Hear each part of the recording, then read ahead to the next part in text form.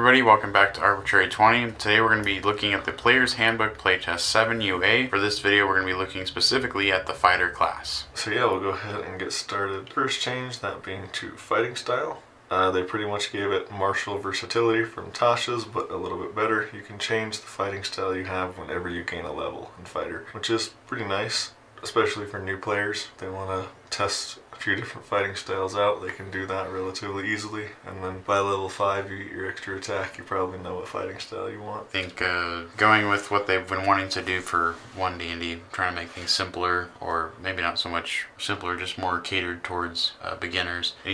Things like this are helpful. I guess even for experienced people, getting to try stuff, you don't have to commit to something and try it out, and then even if it's going to be, not a great feature, you just want to try it just to see, Yeah, and even for experienced players, this can be nice for respecking too. Mm-hmm. Like if you want to change between like 2-weapon fighting and dueling or something like that, or great weapon fighting and defense. Yeah. Great weapon fighting just doesn't feel that good.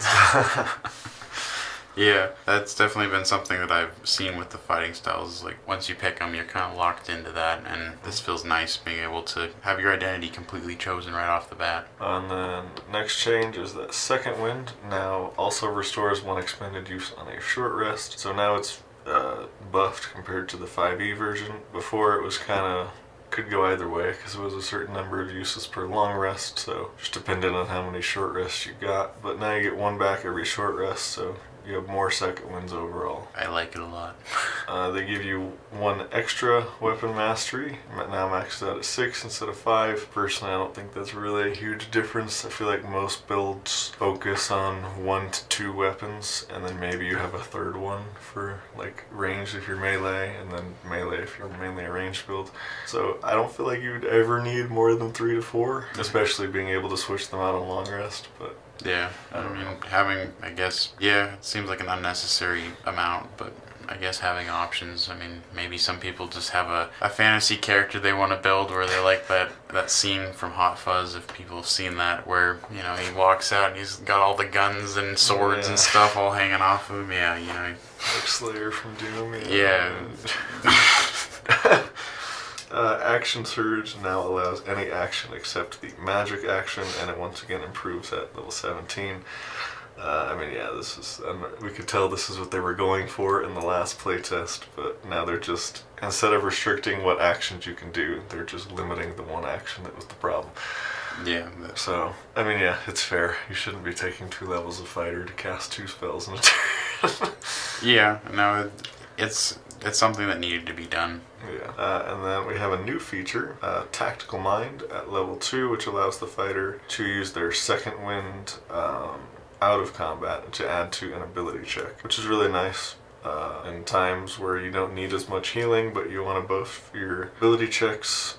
This at least gives the fighter something to do out of combat as well. Yeah, I also like that, if it still fails, you don't just lose out on all your feature, you... Not expended, Yeah, I like that, because when I was first reading this through, I was like, I don't know, Second Wind isn't, amazing, but it sure is helpful, and I would hate to miss out on, having that healing possibility just for an ability check, but I like what they've done with this feature. It feels good, it feels usable in pretty much every scenario. And then we have Tactical Shift, new 5-level feature that lets you move without provoking opportunity attacks when you activate your second wind.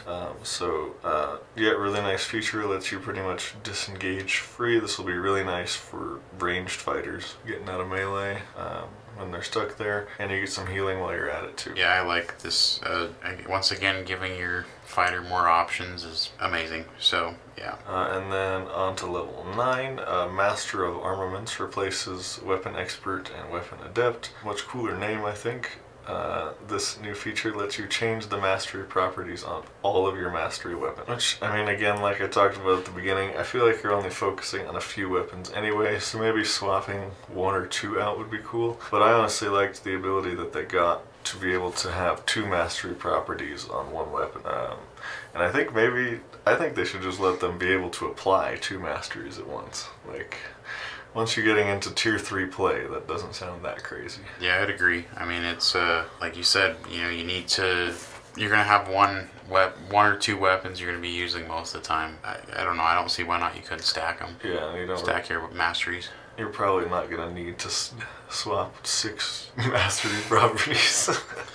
I mean, unless it's specific to a build, but I think that's like only gonna be really targeting a small percentage of people playing that type of build. I think that it'd work a lot better if they just let you stack it up on one weapon. And then Indomitable once again gets more uses at higher levels and still adds your fighter level. So that's nice. They kept the buff and gave you more uses. So Indomitable is almost what we wanted. I know a lot of people were asking for just legendary resistance, but I mean, adding your fighter level when you're 10 plus is really good. 9 or 10 to a saving throw is pretty crazy. And then eventually adding 15 to 20 to a saving throw, you're basically just going to succeed.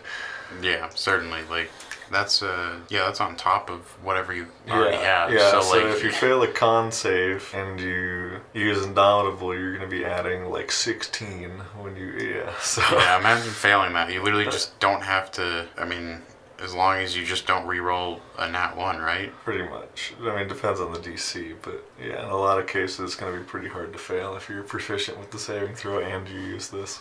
Yeah. But even for saves you're not proficient in, you'll go from having almost no chance to succeed to a really good chance to succeed. Yeah. And then they get a new feature at 13th level called Studied Attacks. You masterfully study your opponents and learn from each attack you make. If you make an attack roll against a creature and miss, you have advantage on your next attack roll against that creature before the end of your next turn. This is a slight damage increase and honestly a really cool feature. I like the concept of it. You miss, but you see how they dodged it, or you see a point in their armor you can strike and you're better on the next one. Yeah, it's like kind of realistic, I guess, in a sense. Yeah. The more time you spend. Like you're reading your enemy. Yeah, I like that. And then, it's always nice when you have a feature that allows you to learn something. Well, I mean, you're not really learning anything here. I know that's all flavor text. Being able to actually have something mechanical that is, I mean, advantage is always good. You pretty much have advantage on every attack except the first one if you have this and Vex. Mm-hmm. Because Vex will give you advantage on the next one if you hit, and then this will give you advantage on the next one if you miss. So that's kind of a cool combo. Yeah, it is. Advantage almost your whole turn. Unconquerable has been cut in favor of Indomitable approving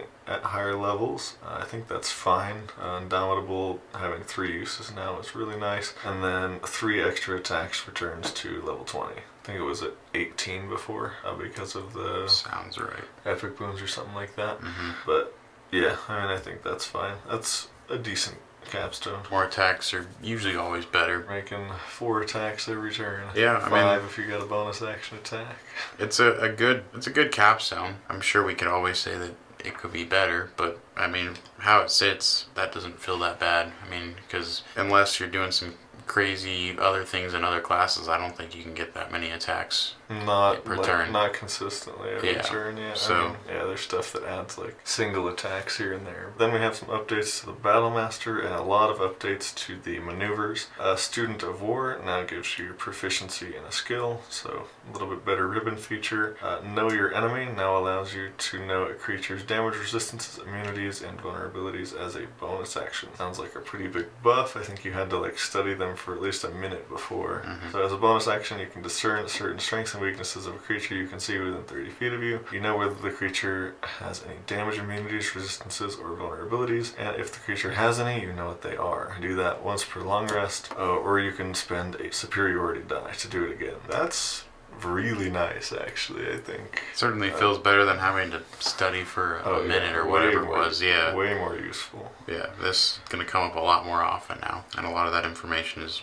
very, very valuable. I guess sometimes you're going to run into enemies that just don't have any, and you just waste the feature, but that'll happen sometimes, is what it is. Yeah, I mean, I think that's also, like, I guess using context clues of the description, maybe. Yeah. Like, if it seems like a slightly weaker, use it, this feature against, a boss or a big single target enemy is going to do a lot in combat. And then at level 15, Relentless now allows you to use a maneuver once per turn without expending a superiority die, and the free maneuver uses a d8. So that's pretty nice. You get a maneuver every turn. Similar to the Swords Bard high level feature. It lets you just use one for free every turn, but it's a d6. I think that's really nice and something the Battlemaster always should have had, I think. There's a lot of changes to the maneuvers. Ambush, bait and switch, and commanding presence from Tasha's Cauldron of Everything are all included. Commander Strike no longer uses your bonus action. It's just one of your attacks, which is really nice. That one used a little bit too much action economy before, but now I think it's in a good spot. So now you just use one of your attacks, and another creature can use their reaction to make an attack with your superiority die added to the damage, I think. Yeah, so it's not bad now. It definitely feels better now, because I remember there's been times where I've considered this maneuver, and it's just like you said, there's too much investment to make it work, so it just doesn't feel as good. But now this, I don't know if I would still pick this, but it definitely seems more viable now. A lot more viable, yeah. And then disarming attack, distracting strike, goading attack, maneuvering attack, menacing attack, and precision attack now work with any type of attack roll. Was it just that they worked with only weapon attacks before? Some of them might actually work for spell attacks, which is interesting with the new wording, which may or may not be their intention, I don't know. Yeah, so before a distracting weapon attack, goading said weapon attack. Yeah. Menacing it, yeah. They all say weapon attack. And now they just say with an attack roll. Yeah. So theoretically, if you're Warlock, you could take 3 levels of fighter, pick up menacing attack, precision attack, and something else, and then just... Yeah, that may not have been their intention, but... It's kind of funny, though. I don't know. I don't mind. I don't think it's bad. I mean, I'd probably have to play those and see how that feels. Definitely not the intention. Yeah. But... Because, effectively you could... I guess using the Warlock example, you could... Eldritch Blast. Eldritch Blast. Precision attack. Yeah, precision attack, or... Menacing attack to frighten them. Yeah, there's kind of you can buff your spells more. That's not what we wanted, though. That's not... Yeah. We don't really need more buffing of spells. They should probably say just weapon attack or unarmed strike, not any attack roll. I don't know. It'll be fun to mess with for this playtest, at least. I'd like to play with it, but it's... I don't know how I feel about like an Eldritch Blast, for example. Dealing damage and frightening. So that's interesting. And then evasive footwork now lasts until the end of your turn, not when you stop moving. Decent buff there, though I don't think that's a very good... I don't know if you've read it before, but when you move at least 5 feet on your turn, you can expend a superiority die and add the number rolled to your AC. It was until you stop moving, now it's till the end of your turn. If it was until the start of your next turn, that could be kind of spicy. Yeah. But why would you do this? Yeah. It's like a bad disengage, honestly. But it does cost no action economy at all. So just the superiority die. Yeah, it kind of feels like a little bit of a trap feature, but... Yeah, I'm not a fan of it still. Until the end of your next, end of your next turn or start of your next turn, that would feel a little bit better at least, make it more viable. Pretty cool change though. Lunging attack now lets you take the dash action as a bonus action and adds the superiority die if you hit a creature after moving at least 10 feet in a straight line. So it's kind of like the charger feat, which I think this is really cool. Yeah, I know that since I play a Minotaur in one of our campaigns, it's Goring Rush. This feels like this is like Goring Rush a little bit. So I've always liked that feature, and this is just cool. What did it do before? It just...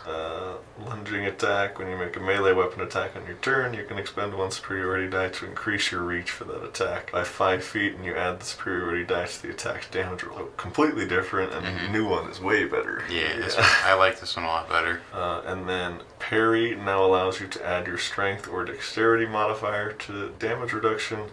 So you can use your reaction and expend a superiority die to reduce damage by the number rolled plus your strength or dexterity modifier. That feels terrible. Just feels like worse uncanny dodge, to be honest. Yeah. And it expends a resource where uncanny dodge doesn't. Was that the only change though? Is the strength or dex mod? Yeah. So it was worse before. Yeah. it's. Yeah. At least it's kind of making it easier on your builds, if you're doing a dex-based build, but... Is it? Yeah. No, it didn't add any modifier before. Well, no. It added your dex mod before, and now it can add your strength or dex. Yeah. It's still bad, I think. Yeah. If this didn't use your reaction, maybe okay. Yeah. It seems like a lot of investment for not a lot out. And then precision attack now triggers from missing an attack roll, not before you know if the attack hit or not. They seem to be doing that to pretty much all the features like this, like Bardic Inspiration and stuff like that. So I think it's fine. It causes a lot of trouble, at least at our table. The DM will say something before the players decided if they want to use a feature like this or not. So I prefer that, where it's just you for sure miss, then you can decide whether you're going to use your precision attack or your Bardic Inspiration or stuff like that. And then Rally now uses your choice of Intelligence, Wisdom, or Charisma when determining the amount of temp HP gained. As a bonus action, you can expend a superiority die to bolster the resolve of a companion. Choose an ally that can see or hear you, and they gain temporary hit points equal to the roll of your superiority die plus one of those modifiers. This still doesn't really feel that great to me. Before it had to be your charisma modifier. So I don't know, slight buff, but I still would never pick this, honestly. Yeah, I'm in the same boat. I mean, it's nice that they're adding things to this feature, along with like Parry 1, giving more options. But that wasn't the problem as beforehand. Yeah. I mean, it was one of the problems with it, but it wasn't like it needs more to fix the whole thing, I would say. It's a lot more temp HP. Yeah. Potentially even multiple targets. If it was that much to like 5 of your allies that could see or hear you, now we're talking. But yeah, there either needs to be more allies affected or more HP. Yeah. Temp HP. And then lastly, Tactical Assessment from Tasha's is added. I do like that they included all the ones from Tasha's. Ambush is my personal favorite, adding to Stealth or Initiative. And then on to the new guy, Brawler. Small note here that they'll include magic items that enhance unarmed strikes and improvised weapons, supporting the Monk, Brawler, Fighter, and Dance Bard. That's something that the game has needed for quite a while. I think there's only one item in the entire game that does that right now, right? The Insignia of Claws or whatever. I think so. Yeah, it's long overdue. It's been way too long. That'll be cool once we get to that playtest. Level 3 we get 2 features, Unarmed Expert and Improvised Expert. Unarmed Expert lets you do a D6 plus your Strength modifier in place of normal damage for an unarmed strike, and then it goes up to a D8 if you aren't holding any weapons or a shield. And then Improvised Expert makes you proficient with improvised weapons, and whenever you finish the long rest, you can choose a weapon property for each one-handed and two-handed improvised weapons, and then until the end of the next long rest, you get those properties to improvised weapons you wield. And then in addition, whenever you attack with an improvised weapon, you can give it one of the following mastery properties for that attack, depending on whether it can be wielded in one hand or two. So Unarmed Expert is pretty much the unarmed fighting style, which isn't bad. There's been some viable builds that have been done with it. And then the thing I really like about Improvised Expert is the fact that you get 3 different masteries for one-handed or two-handed. So this immediately makes you more versatile than the average fighter, and you can hold literally anything in your hand. You are going to be doing a bit less damage though, as improvised weapons currently in the game just deal a D4. Yeah, but I mean, at the same point, you're also do things that affect the combat more than just damage. I mean, obviously, like, dead is the best condition, but, you got to get to the dead condition somehow. Yeah. So I think that's okay. I mean, obviously, it'd be nice to have more damage, but overall, I think it's cool. I hope along with the College of Dance Bard, if they do plan on keeping that, subclass for Bard, and along with this, I hope that this doesn't end up, like, effectively replacing Monk. Yeah. I mean, I know that our last playtest with Monk was abysmal. I mean, you can put whatever word you want there. It was not good. And I just hope, I see a lot of these coming up, and my worry is that, they're just trying to slowly and silently phase out Monk because they don't know how to make Monk balanced or good. So that's my concern. It probably might be, a bit far out, but I can see if the Monk doesn't get buffed enough, then nobody's going to play it, and Brawler, Fighter, and Dance Bard are just going to be better. Yeah. Well, I mean, I don't know. I think this still definitely has a place in the game. A fighter that just uses whatever they got. And yeah. It's definitely not a monk, but like a pugilist type character. Yeah. There is one rules issue, I think, with this, though. If we go to the rules for improvised weapons. So yeah, there is one issue with this. Looking at the rules for improvised weapons, so improvised weapons deal D4 damage, and an improvised thrown weapon has a normal range of 20 feet and a long range of 60 feet. There's no additional rules for improvised weapons in Playtest 7, but one of the properties you can choose here on Improvised Expert is thrown. But technically, if you're using the old rules, which is what we're supposed to do, if they haven't replaced it yet, is just apply the old rules, and that gives us a thrown property of 2060. There's really not a choice here for the beginning of at least if you're playing as written. I don't know exactly what the intention is here. But yeah, if you're playing as written, there's no real point in picking the thrown property. You just have it, and then you can get lighter reach, which, yeah, I don't know. They just didn't really include exactly how it's supposed to work, so yeah, that's a bit weird. But I mean, I guess hopefully they fix that, or at least clarify that. But maybe they just didn't consider it. But I mean, it's not a huge deal. You just pick light and reach, and then, I mean, it's still, you can still use it just fine. Yeah, mechanically it still functions, but it's just weird,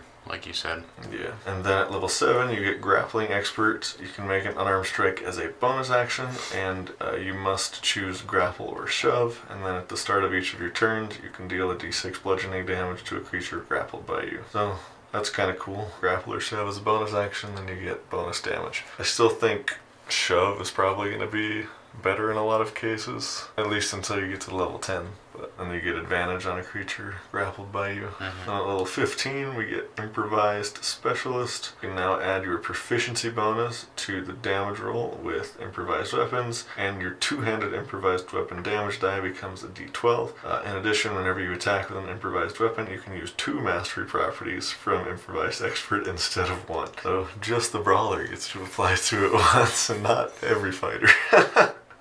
Yeah, it's odd that they put that like that. I think the last sentence every fighter should just be able just to get, make that, make that with their default. weapon of choice. But I mean, it is pretty insane. You can cleave or topple and push. Yeah, but put that, if you want to, if it's an issue, just put it at a higher level, kind of like this is at level 15.